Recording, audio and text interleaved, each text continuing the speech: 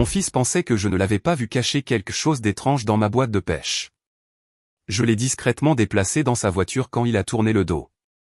30 minutes plus tard, la police est arrivée. Mon fils pensait que je n'avais pas remarqué quand il a glissé quelque chose dans ma boîte à matériel de pêche, agissant nonchalamment en s'éloignant. Mes 30 ans en tant que flic à Denver m'ont appris à repérer la tromperie. Quand j'ai ouvert cette boîte plus tard, ce que j'ai trouvé m'a glacé le sang. Pas seulement à cause de ce que c'était, mais parce que j'ai réalisé que mon propre fils essayait de me détruire. Il n'a rien vu venir. Cette histoire vous montrera exactement comment l'amour d'un père s'est transformé en un combat pour la survie. Mais d'abord, dites-nous dans les commentaires, que feriez-vous si votre propre enfant essayait de vous détruire? N'oubliez pas de vous abonner pour l'histoire complète. Le soleil du matin filtrait à travers les fenêtres de mon garage à Highlands Ranch alors que je préparais ma sortie de pêche du samedi au réservoir de Cherry Creek.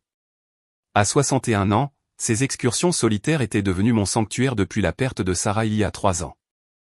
J'organisais mon équipement quand Ryan est apparu dans l'embrasure de la porte. Quelque chose dans sa posture a immédiatement attiré mon attention. Ses épaules étaient tendues, ses mouvements trop calculés, comme quelqu'un qui s'efforce de paraître détendu tout en luttant contre une panique intérieure. « Salut, papa » dit-il, sa voix portant une gaieté artificielle. « Tu te prépares pour ta partie de pêche ?» J'ai hoché la tête, triant mes leurres. Cherry Creek devrait être parfait aujourd'hui. Ryan s'est approché, et tous mes instincts criaient que quelque chose n'allait pas.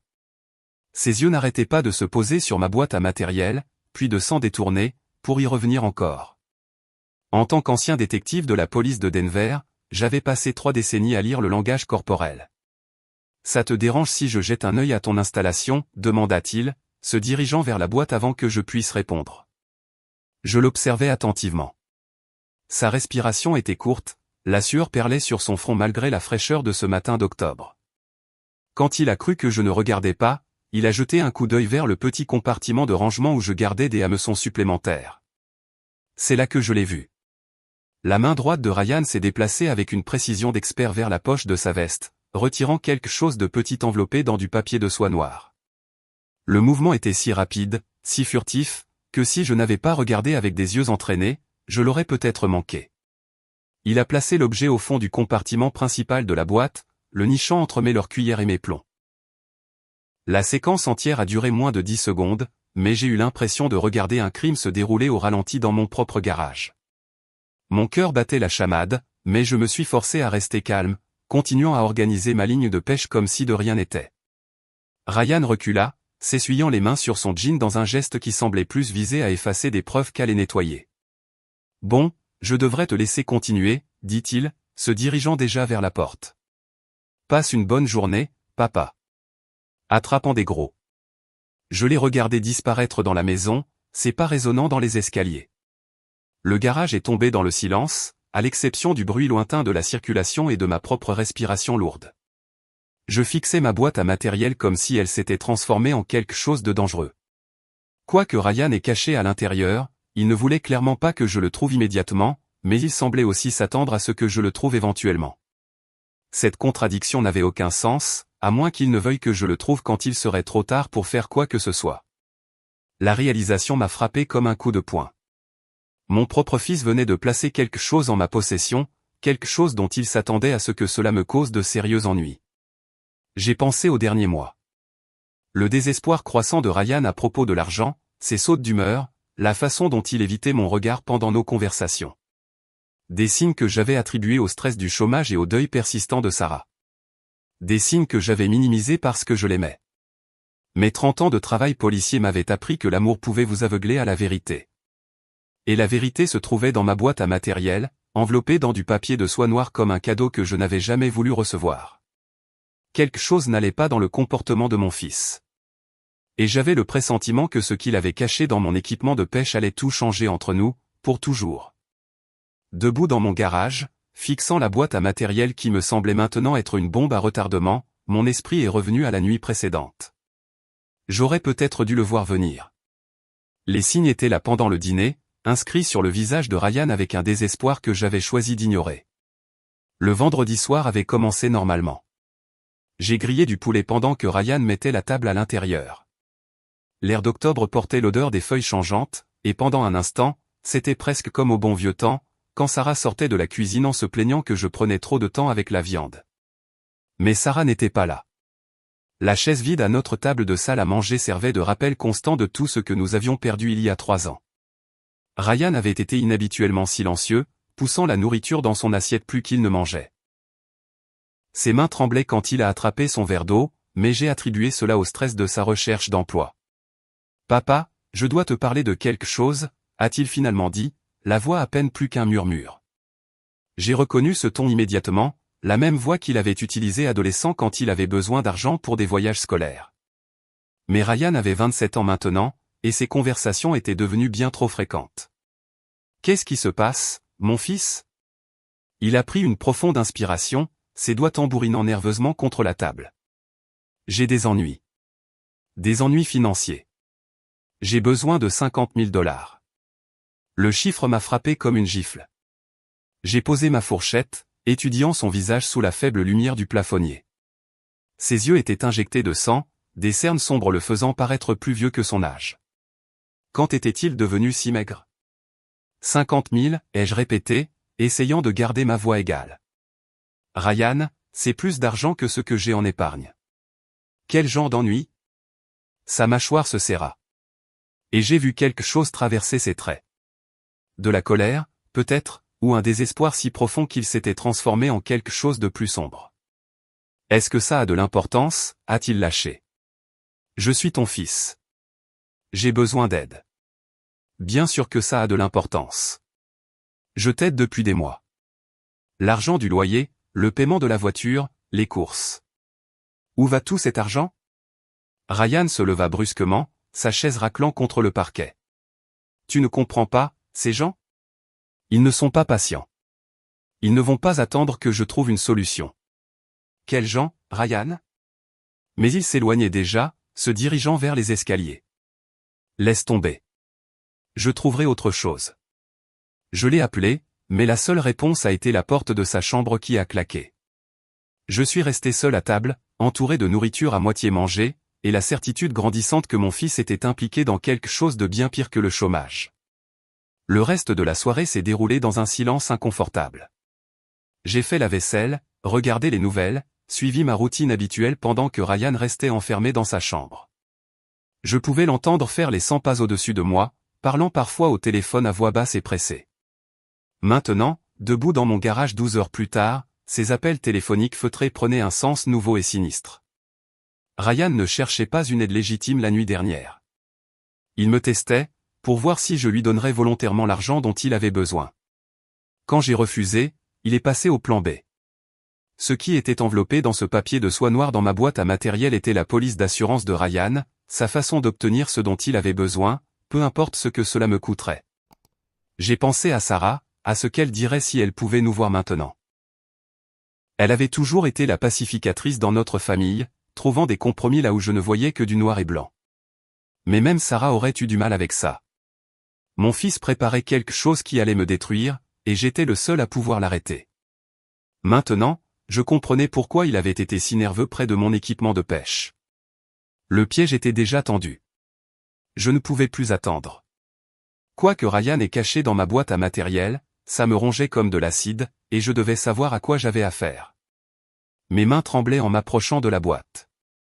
30 ans de formation policière, en conflit avec mon déni paternel. Les fermoirs métalliques se sont ouverts avec des clics familiers qui m'avaient autrefois apporté du réconfort.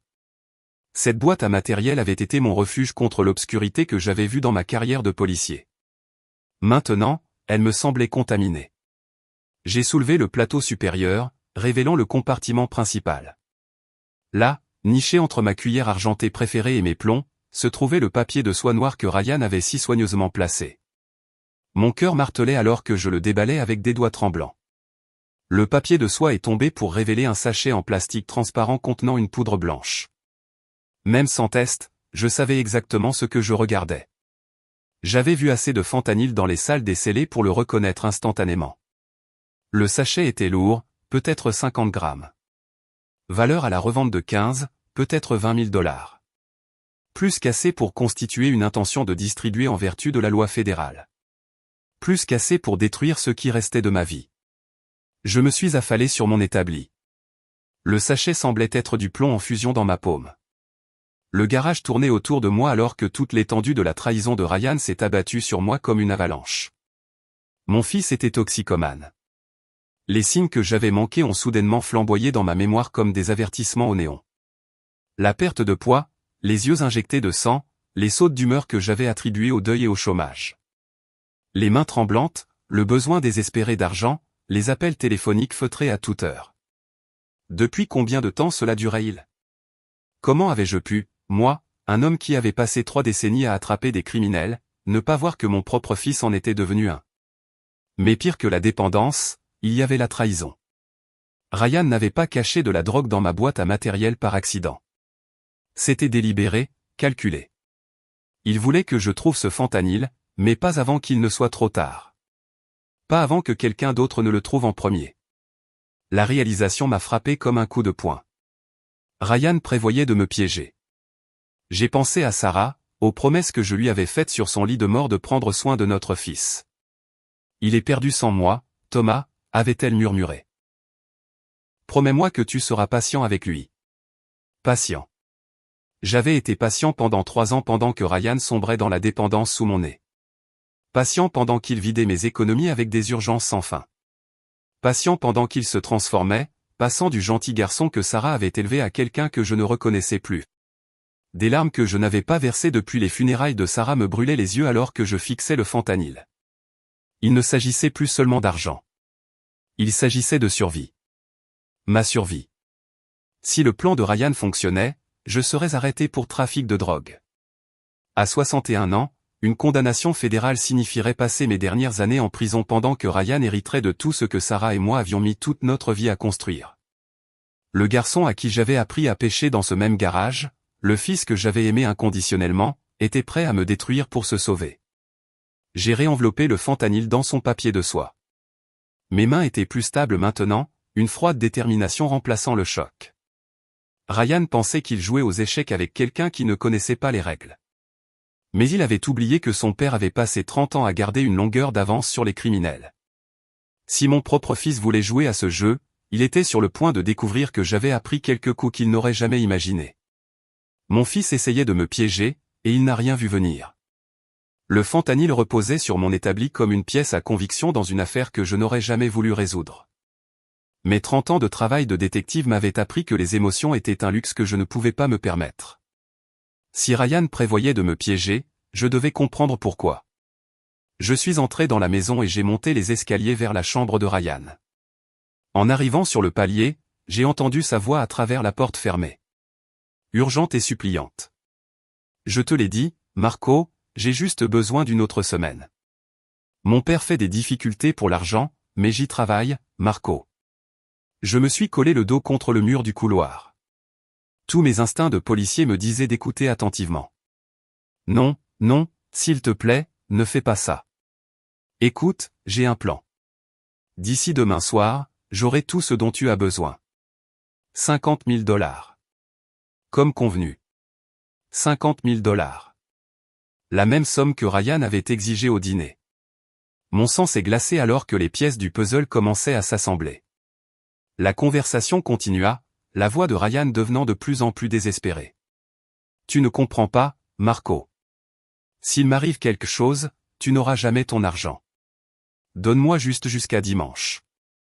J'ai entendu du mouvement dans la pièce, puis la voix de Ryan à nouveau. Cette fois, passant un appel différent. Elena, c'est Ryan. Oui, je sais que le paiement est en retard sur le prêt immobilier, mais je reçois l'argent demain. Vous n'aurez pas à lancer la procédure de saisie. Mes genoux ont failli flancher. Prêt immobilier. Saisie. Ryan avait utilisé ma maison comme garantie pour quelque chose, et je n'en savais rien. 20 minutes plus tard, Ryan est sorti de sa chambre, vêtu de ses vêtements d'entretien, l'air calme malgré la panique que j'avais entendue dans sa voix. Je vais à cet entretien d'embauche, papa, m'a-t-il lancé. Souhaite-moi bonne chance. J'ai attendu d'entendre sa voiture quitter l'allée. Puis je me suis mis au travail. 30 ans de formation policière m'avaient appris à enquêter, et mon propre fils n'allait pas me déjouer. La chambre de Ryan racontait l'histoire dans les documents éparpillés qu'il avait tenté de cacher. Des relevés bancaires montraient des retraits massifs en espèces au cours des 6 derniers mois. Des factures de cartes de crédit révélaient des avances de fonds totalisant 30 000 $, la plupart prises au casino Prairie Wind. Mais c'est le contrat de prêt qui a fait trembler mes mains. Elena Vasquez, prêteuse sur gage agréée, avait fourni à Ryan 80 000 $ en utilisant ma maison comme garantie. Ma signature avait été falsifiée sur des documents qui mettaient en péril tout ce que je possédais. J'ai trouvé des reçus de jeu fourrés dans son tiroir de commode, des bulletins de paris montrant des pertes qui s'accumulaient semaine après semaine, des numéros de téléphone écrits sur des bouts de papier, dont un intitulé « Marco ». Urgence seulement. Le fil des événements est devenu limpide. Ryan avait joué de l'argent qu'il n'avait pas. Lorsque les dettes de casino se sont accumulées, il a emprunté à Elena Vasquez, falsifiant ma signature pour utiliser la maison comme garantie. Quand cet argent s'est épuisé, il s'est tourné vers Marco Santos pour de la drogue, prévoyant probablement de la vendre pour payer ses autres dettes. Maintenant, les deux créanciers se rapprochaient. Marco voulait 50 000 $ pour dimanche, sinon Ryan ferait face à des conséquences bien au-delà de la ruine financière. Elena saisirait ma maison si son prêt n'était pas remboursé dans les jours qui suivaient. Et Ryan, pris au piège entre deux personnes dangereuses, avait décidé de sacrifier son père pour se sauver. Le coup monté ne visait pas seulement à obtenir de l'argent. Il s'agissait d'éliminer la seule personne qui pouvait l'empêcher de perdre tout ce que j'avais mis toute ma vie à construire. J'étais assis, entouré des preuves de la trahison de mon fils. Sentant quelque chose de froid s'installer dans ma poitrine, la maison pour laquelle j'avais travaillé 30 ans était déjà perdue, cédée par des documents falsifiés et des mensonges désespérés. Assis dans la chambre de Ryan, entouré des preuves de sa trahison, j'ai senti les dernières traces de sentiments paternels s'évanouir. Il ne s'agissait plus d'aider un fils en difficulté. Il s'agissait de survie. J'ai photographié les documents de prêt et les reçus de jeu avec mon téléphone avant de les remettre à leur place. Si cela allait au tribunal, j'aurais besoin de preuves que Ryan avait falsifié ma signature et volé ma maison. Mais d'abord, je devais m'occuper de la menace immédiate. Le fentanyl dans ma boîte à matériel était un pistolet chargé pointé sur mon avenir, et je n'allais pas laisser Ryan appuyer sur la détente. Je suis retourné au garage, mais pas ferme et déterminé. 30 ans de travail policier m'avaient appris que la meilleure défense est souvent l'attaque. Ryan pensait jouer aux échecs avec un amateur, mais il était sur le point de découvrir que son père avait appris quelques tours durant sa carrière. Le fentanyl était exactement là où je l'avais laissé, enveloppé dans du papier de soie noire. Je l'ai ramassé, sentant son poids dans ma paume. 50 grammes de poudre blanche qui pouvait détruire ma vie ou la sauver, selon l'endroit où il finirait. À travers la fenêtre du garage, je pouvais voir la Honda Civic de Ryan garée dans l'allée. Une voiture de 10 ans que je l'avais aidé à acheter quand il avait obtenu son diplôme. À l'époque où je croyais encore qu'il ferait quelque chose de sa vie. J'ai entendu la porte d'entrée s'ouvrir et la voix de Ryan appeler « Papa, ma voiture fait encore des bruits bizarres. Je vais prendre un Uber pour l'entretien pour être sûr. Je ne veux pas risquer de tomber en panne. » Parfait. Un autre mensonge à ajouter à sa collection, mais celui-ci jouait en ma faveur. Bien pensé, mon fils, ai-je répondu. Mieux vaut prévenir que guérir. J'ai attendu d'entendre l'Uber arriver et les pas de Ryan s'éloigner sur le trottoir. Puis j'ai trouvé les clés de sa voiture accrochées au crochet près de la porte de derrière, là où il les laissait toujours. Le coffre de la Honda s'est ouvert avec un léger clic. À l'intérieur se trouvaient des câbles de démarrage, une roue de secours, un vieux sac de sport qu'il n'avait pas utilisé depuis des mois. J'ai déplacé le sac de sport et j'ai placé le fentanyl en dessous, niché contre le passage de roue où il serait facile à trouver mais pas immédiatement visible.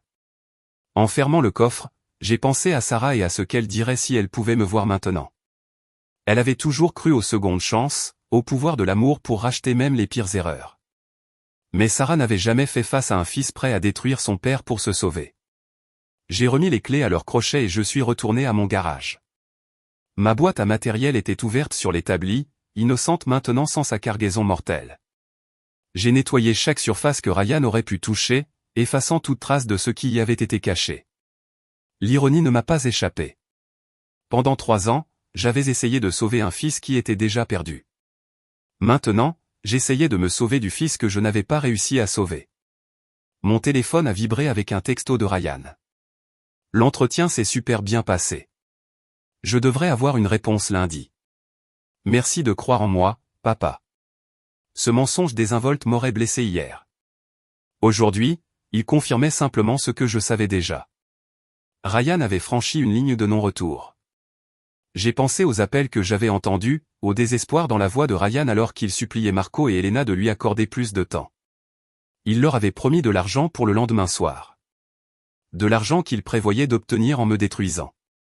Mais les plans ont tendance à se retourner contre vous quand vous sous-estimez votre adversaire. J'ai nettoyé ma boîte à matériel à fond, réorganisant mes leurres et mes plombs jusqu'à ce que tout semble exactement comme il se doit. Un vieux flic se préparant pour une partie de pêche paisible, rien de plus. Ryan rentrerait à la maison s'attendant à trouver son piège parfaitement tendu. Au lieu de cela, il découvrirait que le piège avait été réinitialisé, et qu'il n'était plus le chasseur. Maintenant, nous allions voir qui était vraiment le meilleur stratège. Ryan est rentré juste après 18 heures, l'air plus confiant que je ne l'avais vu depuis des mois. Il a franchi la porte d'entrée avec une démarche pleine d'entrain, comme si ses problèmes s'étaient soudainement envolés. « Comment s'est passé l'entretien » ai-je demandé depuis mon fauteuil, en gardant une voix décontractée. « Vraiment ? » ?»« Bien, papa. » Il semblait impressionné. Il a accroché sa veste à une chaise de la cuisine, ses mouvements détendus et naturels. Je pense que ça pourrait être la chance que j'attendais. Je l'ai observé attentivement, notant comment ses yeux évitaient la direction du garage. Il jouait la comédie, et c'était convaincant. Si je n'avais pas su la vérité, j'aurais pu le croire. C'est merveilleux, mon fils. Quand auras-tu une réponse ? D'ici lundi. Ryan s'est dirigé vers les escaliers, puis s'est arrêté. Je suis assez fatigué. Je pense que je vais me reposer avant le dîner. J'ai hoché la tête, retournant mon attention à la télévision, mais j'ai écouté chaque son venant d'en haut, chaque craquement, chaque conversation étouffée à travers sa porte. Ça n'a pas pris longtemps. En 20 minutes, j'ai entendu la voix de Ryan, urgente et excitée. Oui, je dois signaler un trafic de drogue. Je m'appelle Ryan Miller, et j'ai des preuves que mon père vend du fentanyl. Mon cœur martelait, mais je me suis forcé à rester immobile. C'était le moment. Le moment que Ryan préparait. Thomas Miller, 61 ans. Il cache de la drogue dans sa boîte de pêche. Je l'ai vu avec une grande quantité de fentanyl ce matin. Je pouvais entendre la satisfaction dans sa voix, le soulagement de quelqu'un qui pensait que ses problèmes étaient sur le point d'être résolus. Il a donné notre adresse, décrit l'emplacement de la boîte, et a même fourni des détails sur mes prétendus associés criminels. Oui, je reste en ligne. Dépêchez-vous, s'il vous plaît. J'ai peur qu'il essaie de déplacer la drogue. L'ironie aurait été drôle si elle n'était pas si tragique. Ryan avait raison de craindre que la drogue ne soit déplacée. Il ne savait juste pas qu'elle l'avait déjà été. Je l'ai entendu terminer l'appel. Puis composer immédiatement un autre numéro. Marco, c'est Ryan. Ouais, c'est fait. Les flics sont en route pour arrêter mon père. Tu auras ton argent d'ici demain. Puis un troisième appel. Elena, tout se passe comme prévu.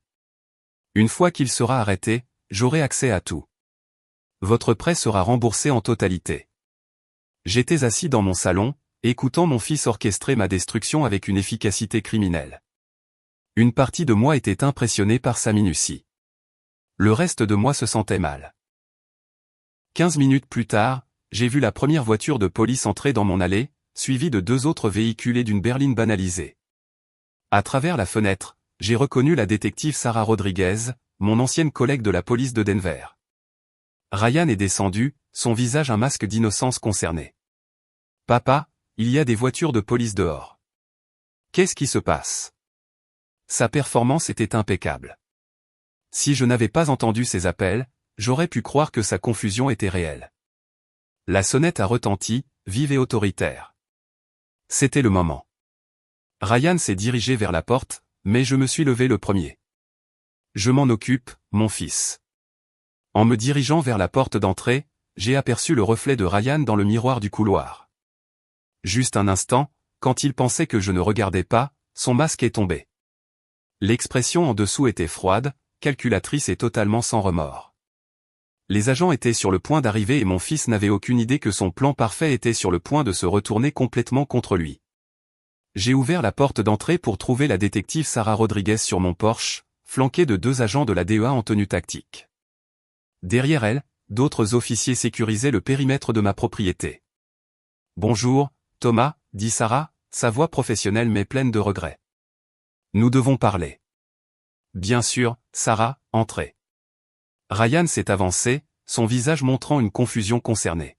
« Détective Rodriguez, de quoi s'agit-il? Mon père a-t-il des ennuis ?» Les yeux de Sarah passaient de l'un à l'autre, lisant la dynamique avec l'habileté d'une vétéran de 20 ans. « Nous avons reçu un rapport de trafic de drogue à cette adresse. Nous avons un mandat pour perquisitionner les lieux. » Trafic de drogue. La voix de Ryan portait un choc parfait. « C'est impossible. Mon père ne ferait jamais. »« Tout va bien, mon fils, » dis-je calmement. « Laisse-les faire leur travail. » L'agent principal de la DEA, un homme sévère d'une quarantaine d'années, s'est avancé. « Monsieur Miller, nous avons des informations selon lesquelles vous stockez du fentanyl dans votre boîte de pêche. » Les yeux de Ryan s'illuminèrent d'une coopération serviable. « Oh, c'est dans le garage. Je peux vous montrer exactement où c'est. » J'ai suivi le groupe jusqu'à mon garage, observant la démarche assurée de Ryan. Il était si certain de sa victoire, si sûr que son plan se déroulait parfaitement. La voilà. Ryan a montré ma boîte à matériel. Papa travaillait avec ce matin, il avait l'air vraiment nerveux. L'agent de la DEA s'est approché avec une prudence d'expert, photographiant sous plusieurs angles avant d'ouvrir les fermoirs. Ryan s'est rapproché, l'anticipation émanant de chacun de ses gestes. L'agent a soulevé le plateau supérieur, révélant ma collection organisée de l'or et de plomb. Il a méthodiquement fouillé chaque compartiment, retirant les objets et les examinant attentivement. Rien. L'agent a levé les yeux, la confusion plissant son visage. Monsieur Miller, nous ne trouvons aucune substance contrôlée. Le visage de Ryan est devenu blême. C'est impossible. Je l'ai vu mettre quelque chose dedans ce matin. Vérifie encore, mon fils, dis-je doucement. Qu'est-ce que tu as cru voir exactement? Le sang-froid de Ryan commença à se fissurer. Il y avait quelque chose enveloppé dans du papier de soie noire. J'en suis sûr. Sarah Rodriguez étudia Ryan avec un nouvel intérêt. Vous semblez très certain du contenu de la boîte de votre père. Pourquoi donc? La bouche de Ryan s'ouvrit et se ferma comme un poisson hors de l'eau. J'essayais juste d'aider. J'ai cru voir quelque chose de suspect. L'agent principal a terminé d'examiner la boîte. Rien ici. Devrions-nous étendre la fouille? Attendez, dit Sarah, ses instincts de détective en alerte. Ryan, c'est vous qui avez appelé pour donner cette information, n'est-ce pas? Le visage de Ryan est devenu rouge. J'étais juste un citoyen concerné. Si je me suis trompé. Fouillons votre véhicule, interrompit Sarah, le ton n'étant plus amical. Ma voiture? La voix de Ryan s'est brisée. Pourquoi fouilleriez-vous ma voiture? C'est moi qui ai signalé ça. Mais les agents se dirigeaient déjà vers la Honda Civic. Ryan suivit, sa démarche assurée remplacée par un pas traînant et nerveux. Le coffre s'ouvrit avec un léger clic. L'agent principal a déplacé le sac de sport et la roue de secours, puis s'est arrêté. Sa main est ressortie tenant un sachet en plastique transparent rempli de poudre blanche, enveloppé dans le familier papier de soie noire. Ryan Miller, dit Sarah, la voix froide comme l'acier. Vous êtes en état d'arrestation pour possession de fentanyl avec intention de le distribuer et pour dépôt de fausses déclarations à la police. Le visage de Ryan passa par le choc, la panique, puis un calcul désespéré. C'est un coup monté.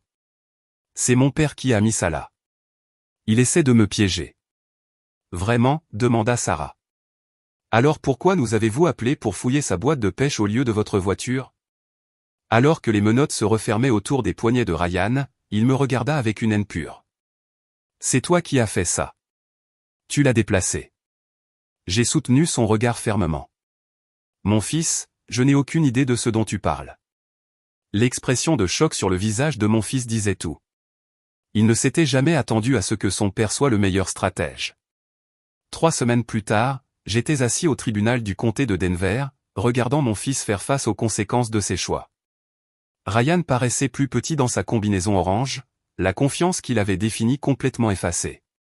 Le procureur fédéral a exposé l'affaire avec une précision clinique. 50 grammes de fentanyl, valeur marchande de $20 000, intention de distribuer, dépôt de fausses déclarations, tentative de piéger un membre de sa famille. Votre honneur, a poursuivi le procureur, Monsieur Ryan Miller n'a pas seulement possédé des stupéfiants illégaux, mais a orchestré un plan élaboré pour détruire la vie de son propre père. L'avocat commis d'office de Ryan a cité la dépendance, le désespoir et le traumatisme familial lié à la perte de sa mère. Mais les preuves étaient accablantes, et les appels téléphoniques enregistrés de Ryan à Marco et Elena avaient scellé son sort. Quand le juge Harrison a demandé si Ryan avait quelque chose à dire, mon fils s'est levé lentement. « Je veux m'excuser auprès de mon père », a-t-il dit, la voix à peine audible. « J'étais désespéré, et j'ai fait des choix terribles. Je n'ai jamais voulu que les choses aillent aussi loin. J'étais assis dans la galerie, ne ressentant que du vide. » Les excuses semblaient creuses, jouées pour le juge plutôt que prononcées du fond du cœur. « Ryan Miller, a dit le juge Harrison, vous êtes condamné à 5 ans de prison fédérale pour trafic de drogue et complot. » Le son du marteau a résonné dans la salle d'audience comme une porte se fermant sur 30 ans de paternité. Mais l'arrestation de Ryan n'avait résolu qu'une partie de mes problèmes. Elena Vasquez détenait toujours des documents falsifiés revendiquant la propriété de ma maison. Marco Santos avait disparu après l'arrestation de Ryan, évitant l'attention de la police. J'ai passé des semaines à travailler avec mon avocat pour prouver que les documents de prêt étaient frauduleux. La signature falsifiée était évidente une fois que les experts l'ont examinée, et les aveux de Ryan ont aidé à établir la chronologie de la tromperie. La bonne nouvelle, a expliqué mon avocat, c'est que les documents frauduleux sont nuls et non avenus. Votre maison n'a jamais été légalement en danger. Elena Vasquez a fui l'État pour éviter les poursuites. La détective Rodriguez me tenait informé de l'enquête en cours. Nous travaillons avec les marshals fédéraux pour retrouver Elena et Marco. La coopération de Ryan pourrait réduire sa peine, mais il risque de purger au moins 3 ans. 3 ans minimum. Mon fils aurait 30 ans à sa libération. J'en aurais 64, si je vivais jusque-là. La maison semblait différente maintenant, plus vide d'une manière qui n'avait rien à voir avec l'absence physique de Ryan. Je parcourais les pièces où nous avions partagé des repas, regardé la télévision, discuté de responsabilités. Les souvenirs me semblaient contaminés par la connaissance de sa trahison. 2 mois après la condamnation de Ryan, j'ai pris une décision qui aurait été impensable auparavant. J'ai mis la maison en vente. « Tu es sûr, Thomas ?» a demandé Sarah Rodriguez. « C'est ta maison. » La maison de Sarah. « Sarah est partie », ai-je répondu. « Et le fils que j'ai élevé n'existe plus. Il est temps de repartir à zéro. » L'agent immobilier a dit que je pouvais m'attendre à une vente rapide sur le marché dynamique de Denver. J'ai commencé à trier 30 ans de souvenirs accumulés, décidant ce qui méritait une place dans ma nouvelle vie et ce qui appartenait au passé. Certains chapitres se terminent par une célébration. D'autres par un soulagement. Celui-ci s'est terminé par l'acceptation que la famille pouvait trahir la plus profonde confiance. Mais la survie signifiait choisir son propre bien-être plutôt que l'obligation envers ceux qui vous détruiraient. 6 mois plus tard, je me tenais sur le balcon de mon nouvel appartement à Boulder, Colorado, regardant le lever du soleil peindre les rocheuses d'or et de pourpre. La vue était spectaculaire, rien à voir avec les rues de banlieue de Highlands Ranch, où j'avais passé 30 ans à construire une vie qui, en fin de compte, appartenait à quelqu'un d'autre. La maison s'est vendue en 2 semaines.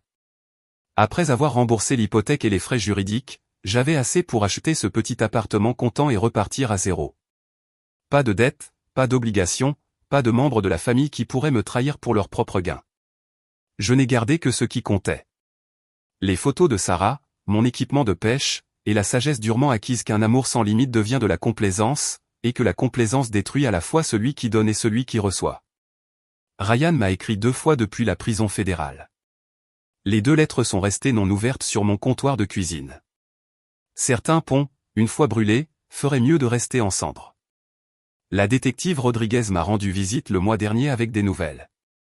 Marco Santos avait été arrêté à Phoenix, faisant face à des accusations qui le maintiendraient en prison plus longtemps que Ryan. Elena Vasquez restait une fugitive, mais son réseau de prêts usuraires a été démantelé. « Regrettes-tu parfois comment ça s'est terminé ?» m'a demandé Sarah alors que nous partagions un café dans mon nouveau salon. « Je regrette que ça ait dû se terminer de cette façon », ai-je répondu. Mais je ne regrette pas de m'être protégé de quelqu'un qui m'aurait détruit sans hésitation. La vérité était plus simple que le regret ou le pardon. J'avais élevé un fils qui était devenu un étranger, Aimer quelqu'un qui voyait cet amour comme une faiblesse à exploiter. Face au choix entre sa survie et la mienne, Ryan a choisi la sienne. J'ai simplement fait le même choix. Ma boîte à matériel était dans le coin, nettoyée et réorganisée, attendant les sorties du week-end vers les lacs de montagne, où l'eau est claire et les poissons ne mentent pas sur leurs intentions. Des plaisirs simples pour un homme qui avait appris à apprécier la simplicité.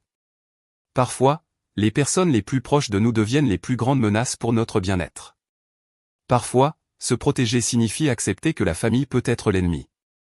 Parfois, la leçon la plus difficile de la vie est d'apprendre quand s'éloigner de ceux que l'on aime le plus. J'avais passé 61 ans à apprendre cette leçon. Ryan avait le reste de sa vie pour l'apprendre aussi.